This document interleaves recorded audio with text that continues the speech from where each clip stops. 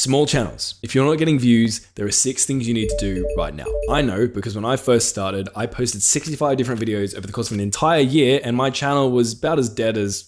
At the end of that year, I only had 150 subscribers, which was incredibly frustrating, but then something clicked and I went from getting 15 subscribers a month to 1,500 subscribers every single month in the space of just 6 weeks. And the only difference between here and here, aside from not crying myself to sleep every night, was I started focusing 100% of my efforts on just these 6 things. And that experience taught me a really valuable lesson. Success doesn't have to do with time or effort or money or luck. It's more about where you allocate your time and resources. You want to obsessively prioritize the small handful of high leverage tasks that get you 80% of the results for 20% of the effort. And my hope is that the newly improved and updated method I want to share today will help you do that. And this might sound arrogant, but from the thousands of people I've worked with and multiple channels I've had, I've never come across a channel that's doing all 6 of these things, yet isn't getting at least a couple million views. So if you want to blow up your channel, the first step is just commit to this method. Watch this video as many times as it takes you to fully internalize all these points, and then just take action on them and ignore everything else, ignore the noise. But anyway, enough talk, let's get into this and start our breakdown on the 6th most important step. I want to teach you about the power of this number.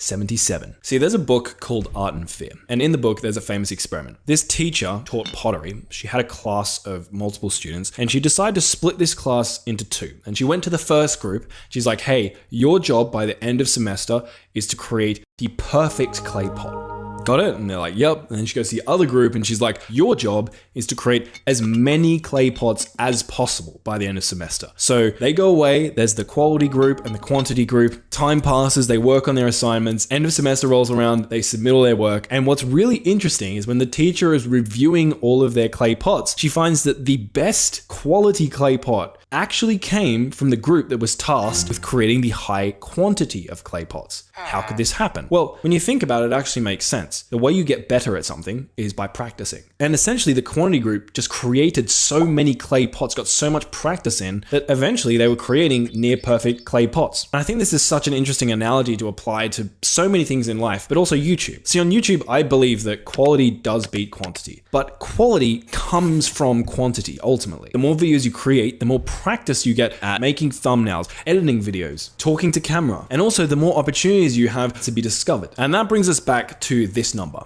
77. See, I did a study of over 4,470 YouTube channels with 1,000 subs. We looked at channels primarily posting long form videos. And what I found was that on average, these channels had posted 77 long form videos. i.e., it takes an average of 77 long form videos to reach your first 1,000 subscribers, which is an important milestone for most people because you need at least 1,000 to get monetized. If we use both our common sense and look at the objective data here, clearly creating videos frequently is a very significant and important step to growing a new YouTube channel. And that's why it's the 6th most important step in this method. On top of helping you become a better creator though, the more videos you post, the more opportunities you have to be discovered. So if you post, say, 1 video a month, by the end of a year, you will have 12 videos, i.e. 12 opportunities to be discovered. If you post 2 videos a week, by the end of the year, you're gonna have 104 opportunities to be discovered, which is a hell of a lot more than 12. And I think this is important because a lot of people think that channels just grow linearly. Like there's a linear relationship between like how many videos you post and how many views you get. But normally in my experience, it doesn't work like that. You'll post a bunch of videos and eventually one will hit and get significantly more views than the rest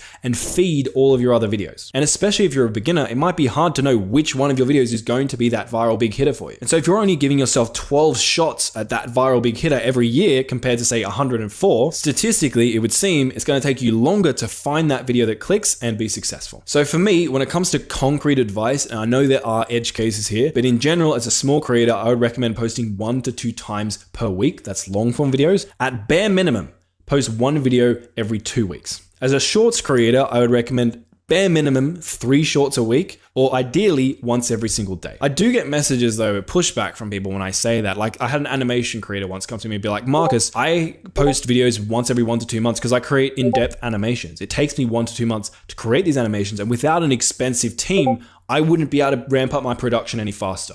I'm like, okay, that makes sense. But you're giving yourself 6 opportunities each year to be discovered, because you can only put out about 6 videos a year. Unless you're incredibly certain that one of those 6 videos is bound to go viral, I don't like those odds. And so what I recommended to him was be a bit more open-minded. Think about other types of animation-related content you can create. Maybe it's behind-the-scenes videos showing how you're creating your in-depth animations. Maybe it's tutorial videos showing how you create your animations. Maybe you throw in animation challenges where you spend, several hours to animate a certain story, and the purpose of it is a time-constraint challenge, so it can't possibly take you very long to create. Maybe you find a way to create lower effort animation videos to just focus on refining your storytelling, and then when one of those low effort animations blows up, then you put in the months to turn it into a high production animation. Like, the options are endless, but you get the idea. I really like the quote, "Stay true to the vision, but be open to how it plays out." Cool. This guy wants to be an animation creator, but maybe posting 6 times a year in the beginning is not the best way to get your channel off the ground. So be a bit more flexible with the type of content you create so you can be more frequent. And then as you build up that experience and traction, then you can start focusing on quality over quantity. And so that brings us to our next point on the method. Let's do a thought experiment. I want you to think about your favorite YouTuber. Have you got them in mind? So for me, someone I'm enjoying watching is Alex Hormozi. Now, if you were to ask me, why do you like Alex Hormozi? I could probably come up with a couple of reasons. See, the first one is he doesn't sell an online course. And so that, I feel like, increases my trust in him that he's sharing unfiltered information because there is no paywall for his information to hide behind. He's also a philosopher. He doesn't just talk about business,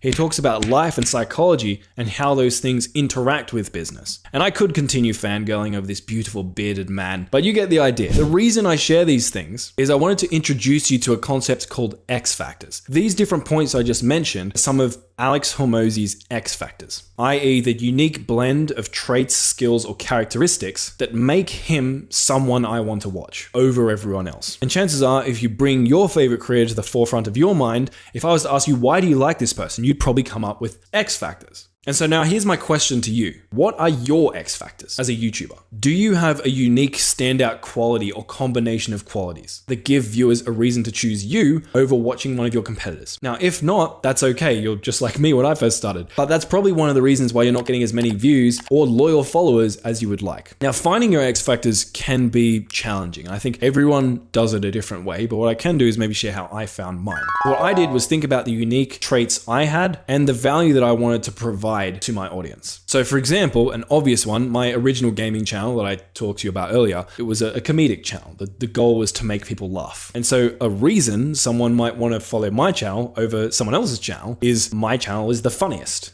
Right? So the value I wanted to bring was humor. Then once I'd figured out, I then consciously leaned into that and tried to exaggerate that. So instead of just trying to be funny, I tried to be more hilarious than everyone else in my space. I thought about it as almost as like an objective statistic. Like, I wanted to have the highest laugh rate per minute of any YouTube video in my space. Another thing I wanted to do was be unique. See, there are a lot of channels out there that were just sort of repurposing very common memes. And so I decided to try and lean into that value, which I did by basically creating my own memes. I would find clips and photos that weren't really that popular, but that I found really funny, and just invent memes to share in the videos. Most of them pretty horrendous, but I think people started to appreciate that I added something new to the meme space. Another characteristic I had was I'm Australian, and for some reason, British and American people see Australians as sort of like novel, wild men who live in this upside down country. And so basically I just played into that. I exaggerated the Australian qualities I have, used slang, talked a bit more bogan, etc. And that was something that people appreciated and found novel and set me apart. So maybe something you could do is think about the value you want to bring on your channel and the characteristics you have, then pick out the ones that you think viewers would most care about, and then intentionally lean into those and exaggerate them. Because while developing X factors probably isn't going to help you get a lot more views, for example, like some of the other points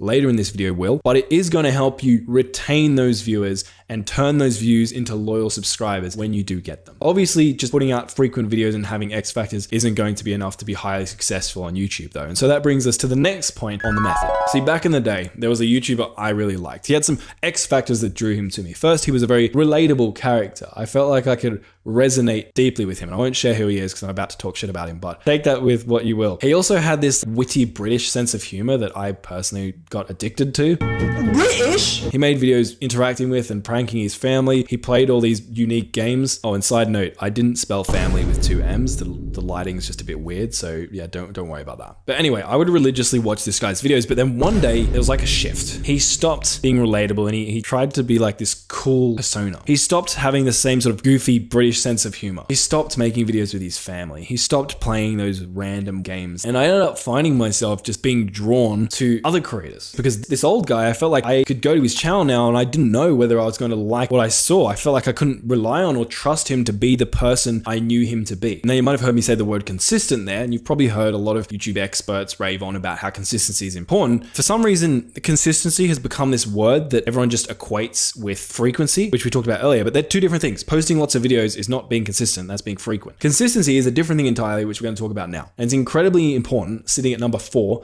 on our method. Consistency involves you becoming a reliable, predictable person, but not in a boring way. It's about keeping things like your tone, your branding, your production style, your morals and values, and your topics consistent. For example, if one week you're using your phone to post long, unfiltered rant videos about how big corporations screw the general public, and then the next week you're using a $5,000 studio to create short, PR-friendly videos about lifting more people out of poverty, and then the next week you create a video that's just like a Minecraft Let's Play with no commentary. Like, it's not that any of those videos I just listed are necessarily bad. It wouldn't perform well if you implemented some of the things we'll talk about later, but they're very inconsistent. They would attract a very divided audience. And one of the biggest problems with that, beyond the fact that's really hard to build loyal fans, is that the algorithm, really all it does is follow viewers and see what they want, and then just give them more of what they want. And if viewers come to your channel, click on one of your videos, enjoy it, then go to your channel and realize,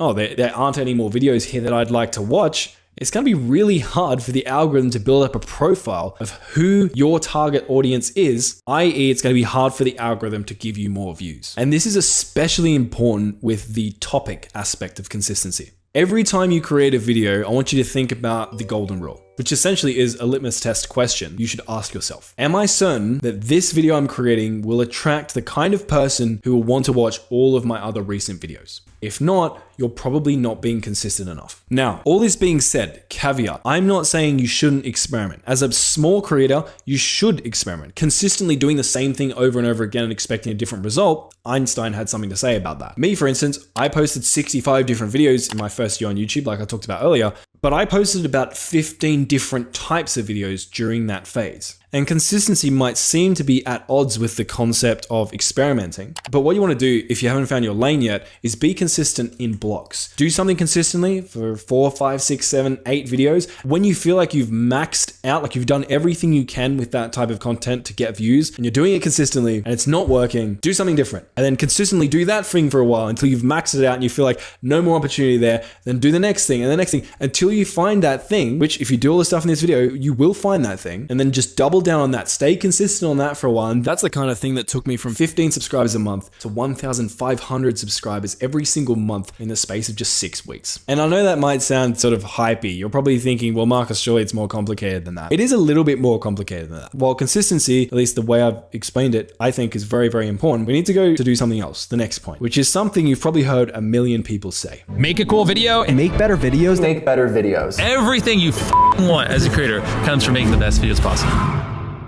Create great content. But what does this actually mean? Everyone says it, but what does it mean? I would simplify and define great content as content that retains viewers. So for example, if you go to your YouTube channel and you go like manage videos, then you hover over one of your videos and click on analytics and you scroll down, what you'll see is this blue retention graph here. This graph essentially visualizes how long people watch your videos for. A graph that cuts off really short and goes really low means a lot of people are leaving your video, i.e. bad retention, aka not good content. A graph that stabilizes and stays pretty high throughout the whole video, you're retaining people, good content. And what's really cool about these graphs is we can use them to figure out firstly, whether our content's good, and secondly, based on the nature of how these graphs look, we can figure out what we need to do to improve. And I would say, at least as a beginner, there are 3 main things you want to focus on to get to the point where you're creating good content. First, you need to stimulate people. You need to create a video that actually engages them. And there are multiple different ways to do this. If you're creating an entertainment type video like Mr. Beast, or for example, my old channel, the way I stimulated people was with lots of editing, fast-paced edits, sound effects, memes, jokes, and content that was genuinely good. Like if I was creating a funny moments video, the moments actually needed to be funny. But not every video has to be like that. You can have very bare bones, laid back style videos that are still very intellectually and emotionally stimulating to people. Maybe you're talking about topics that are incredibly relatable to them. Or maybe you're telling a story that keeps them stimulated even in the low energy parts because people want to know how that story ends. Now, the signs of you not stimulating or engaging people properly throughout your videos is usually your graph will be a steady, gradual decline. Not many people will make it to the very end of your video. Now, in saying that, it's impossible to retain everyone for an entire video, but some of the best content on YouTube objectively in terms of retention, like Mr. Beast, will retain up to 80% of people throughout the entire video. And so that's something you really want to think about and optimize. The second thing is eliminating friction points. So you might see a graph that's not too bad, but there are certain moments where a large amount of people dip, they leave. And the rest of your video might be good, but there's these high friction obstacles that are just triggering people and causing them to leave in droves. An example of one for me in this video you're watching right now is right about here. Can you see how this kind of like flattens out? And there's that point there at 2:14 where I then lose like 2% of my audience in the space of 15 seconds, which 2% might not sound like a lot, but when we're talking like 30,000 people have watched this, that is a number of people which I will put on screen for you. So clearly something happened at this moment that caused friction that made people leave the video. Boo. And these things can be super trivial. For example, something I've noticed is whenever I say the word money or invest, people are like, oh no, I would never invest in myself or my YouTube channel. They leave the video. Or another one, I had a student who was creating like anime content once, and he had this face cam, and funnily enough, whenever he showed his face on screen, people left the video. He wasn't like an ugly guy or anything, but for whatever reason, when they saw his face, people dipped. And so we got him to stop showing his face, especially so early on in the video. And his retention improved by like 10 or 20%. I.e., remember, retention means good content. And then the third thing you want to think about is whether your content is dissatisfying people. So we've all been there. We've watched a video all the way to the end and regretted our decision to have watched that video. And it's not a great feeling. Sometimes it makes us want to leave YouTube entirely, which is probably good for us, to be honest. At the very least, it makes us not want to watch videos from that creator anymore. Like, think about those videos where you get clickbaited into thinking something's going to happen. You watch the whole video and that thing never happens. So it's possible to have a video that seems like high retention, but at the end, everyone leaves and feels very dissatisfied. And then this one is a little bit harder to figure out. Sometimes you can figure out with dislikes or negative comments. If you're getting a lot of them, that can be a sign. Also, if you're getting a lot of views and like high retention on your videos, but no one sticks around, that's another sign. But most of us, I think if we're really honest with our content, we're able to kind of get a gauge of whether or not people will be satisfied with the video they watched. Oh, and all this being said, so you've got 3 things to focus on. Sure, there's like a gazillion things you could talk about that'll increase your retention. But if you just focus on these 3, this will get you to the point that your content will be good enough to start getting tens of thousands, maybe hundreds of thousands of views. Oh, and for those of you who don't have like any data, you have no retention graphs to look at, or they're very spiky because you haven't got many views. What you can do is look at your competitors' videos, figure out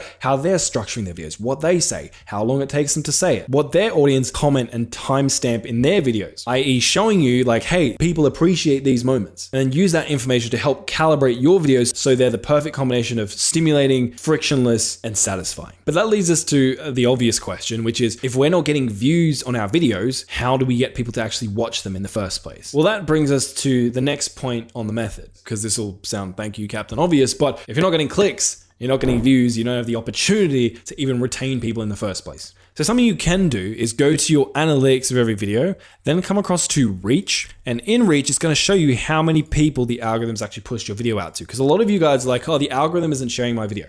Now, one problem you could be having is something we'll talk about in the final point in this video. And if you're doing that thing, which I'm going to keep all nebulous and mysterious so you watch my video all the way to the end, you will be getting some impressions. And impressions is showing you that the algorithm is actually promoting your video. What I see with a lot of creators is they get some impressions, but not many of those impressions actually click on their videos. Why is that? Well, it's because your packaging isn't clickable enough, like the packaging of this video. Now, the main aspects of your packaging are your title and thumbnail. 1 million people are talking about how important your title and thumbnail are because they are actually important. Yes, it's cliche, but it is cliche because it's a truism. But what I want to do in this video is give you 2 things I don't hear many people talk about that I think are really important to creating good packaging and titles and thumbnails. So the first one is your title and thumbnail need to collaborate with one another. So for example, if you see this thumbnail, you have no idea what this video is about. When you see the title though, you're like, that all makes sense why this is just like a yellow thumbnail. Or let's say you see this thumbnail. You're like, okay, what's going on? Then you see the title and you're like, that makes sense now. Now, obviously these are exaggerated examples to illustrate a point, but what I see a lot of small creators doing is essentially treating their title and thumbnail as two separate entities. Often they'll have the exact same text that is in their title in the thumbnail of their video. You're just wasting all this screen real estate. Think about your title and thumbnail as a team. They work together in collaboration to win the click. For example, on the first gaming channel I had, which I apparently talk about relentlessly, I would have, like Fall Guys funny moments or Spider-Man funny moments in the title, but then in the thumbnail, I would show a funny screenshot or moment from the video, which might seem kind of obvious now that I say it, but you'd be surprised how many of my competitors at the time would have like funny moments in their title and then just put funny moments in their thumbnail text. Now, the other thing you want to think about is psychology. Essentially, you want to think about the deeper meaning, like the narrative tension behind your thumbnail. Like not just what are the physical visible elements on screen, but what story or meaning do they have? For example, on my first channel, I had a thumbnail that performed really well for me. For those of you who don't know Star Wars, essentially Obi-Wan, this guy, is stabbing Anakin, this guy, who is his apprentice. Now, this thumbnail would not have got clicks if Obi-Wan was just like stabbing a random guy.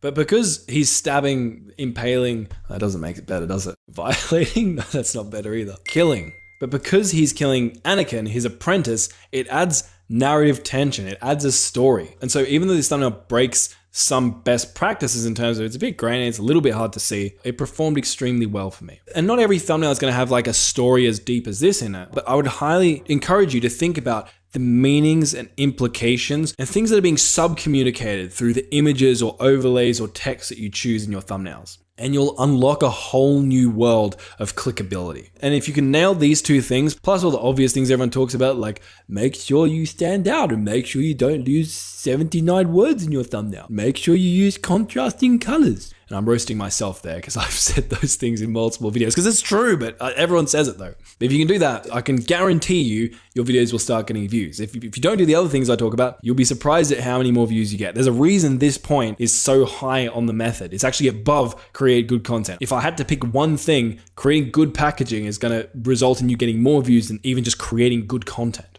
which is crazy. So make sure you get this right. But everything we've talked about today is going to be a complete waste of time without the final point on this method. We left the best till last. So one of my favorite analogies for life, but also YouTube, is you cannot polish a turd. Think about a movie, for example. A movie can have the best actors, the highest budget, best editors, best directors, amazing marketing. But if the plot of the movie sucks, or the movie is about an objectively boring topic, none of the experts will be able to save it. You could have the best thumbnail designer, best editor, everything perfect, but you'll fail if you have an uninteresting video idea, which is the final most important point on our method. Now, I didn't really understand what an interesting video idea was initially because it sounds like a nebulous term. So let's break this one down. So first, let's look at the idea part. A video idea on YouTube is essentially, the way I define it anyway, is the combination of your topic and format. So topic is essentially, if you ask yourself, what is this video about? The answer to that question will be the topic. So for example, in this video about how to tie your shoe, the topic is tying your shoe. Now, format is about how the video is presented or structured. And essentially you can derive the format of a video by basically making yourself describe that video without mentioning the topic. So if I was trying to describe this video without using the topic is tying your shoe, so I can't say that, so I'd have to say it's a how-to tutorial. Let's do a couple more examples. On my old channel, because I love talking about myself. Star Wars Battlefront, that is the topic of the video. The format of the video is a funny moments compilation. Or how about this video? I survived 24 hours of military training. The topic is military training. The format is 24-hour survival challenge. Okay, so now we understand what a video idea is. What makes a video idea interesting? Well, the easiest way to deconstruct that is to figure out what makes a video uninteresting. And I would say there's three really big points. The first one is it's boring. Like whatever's being shared in this video is not novel, unique, or extreme enough to actually deserve any level of attention. If I was to make a video about what I ate for lunch today, nobody cares. If I was to make a video about who is Marcus Jones, nobody cares. Trust me, I've done that experiment. So when it comes to coming up with an interesting video idea, you need a format that's also somewhat interesting. And by the way, interest can be relative to what it is people who would want to watch your video are looking for. So for example, a how-to video, it might not seem interesting, but if no one else has already made a video teaching you how to tie your shoe, to people who want to learn how to tie their shoes, that video is now incredibly interesting and worthwhile of attention. And we'll talk more about that in a sec. The second aspect of interesting is timing.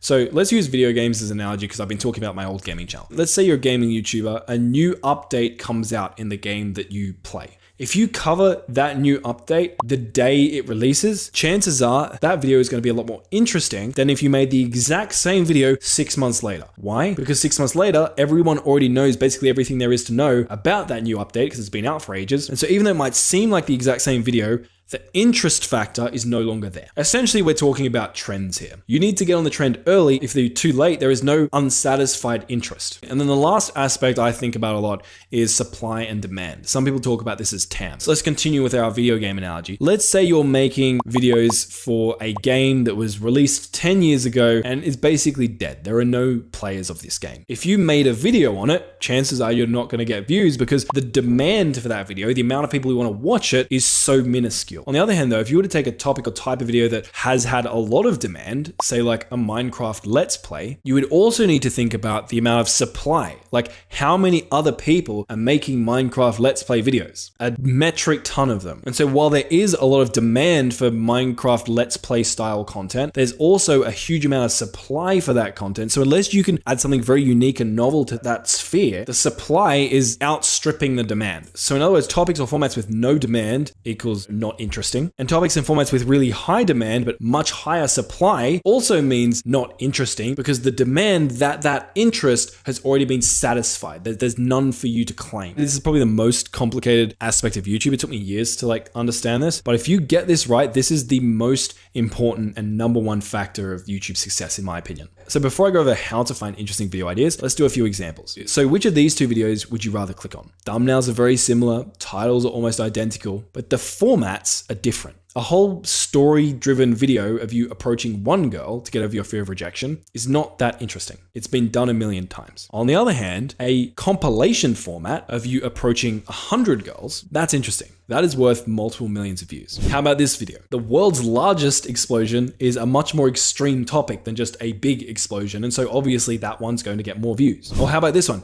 Easiest way to make $10 a month on TikTok. Obviously you're going to click on this one because the demand for people wanting to learn how to make $10 a month from TikTok is just so low. Like no one cares. So just notice how the packaging and all the editing and everything else could be exactly the same, but just by having a more interesting video idea, the video just a completely different ballgame. But before we go over how to find these ideas, I want to quickly recap everything we went over today. First, you want to upload videos frequently. The more videos you post, the more opportunities you have to be discovered, but also to practice and develop your skills as a creator. Second, you need to cultivate impactful X factors that will set you out from the crowd and make people want to come back, watch your videos, and become loyal fans. Third, be consistent so as not to divide your audience, but also, more importantly, to help train the algorithm on who your audience is so it can more easily send you views. Fourth, create great content, i.e. content that stimulates them enough to retain them, doesn't have annoying friction points that cause them to leave, and also leaves them feeling satisfied with their decision to have watched that video by the end. You also want to create attention-grabbing packaging, i.e. tiles and thumbnails, so you can actually win clicks and have the opportunity to impress people with your content. And last but not least, you need to become a master of developing highly interesting video ideas, because without that, you're polishing a turd and everything else falls in a heap. And now I'm going to risk severely dissatisfying you right now because I have been recording this video for 1 hour and 21 minutes. Yes, this video will end up being much shorter than that, but apparently I can't string a sentence together. So what I'm going to do is link a video up on screen where I walk you step by step through an actual case study of how I would go about finding viral video ideas. And this is actually almost the same as the method I used to blow up a brand new channel from 0 to almost 6,000 subscribers with just one video. So click that video on screen. I'll see you there. Thanks so much for watching.